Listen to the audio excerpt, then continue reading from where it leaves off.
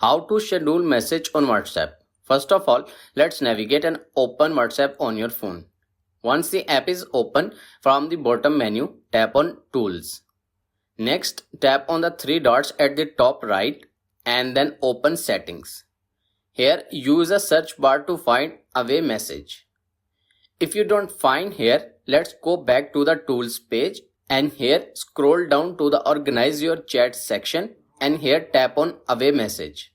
Make sure to enable it first and then tap on pencil icon and it will allow you to edit message according to your need. Once everything is done, tap on OK button. Now tap on Schedule option and you have to choose an option when you want to allow WhatsApp to send. Next, tap on Recipients and here choose who will receive your Away message. And that's it. I hope this video is helpful for you. For more information, subscribe to my YouTube channel and thank you for watching.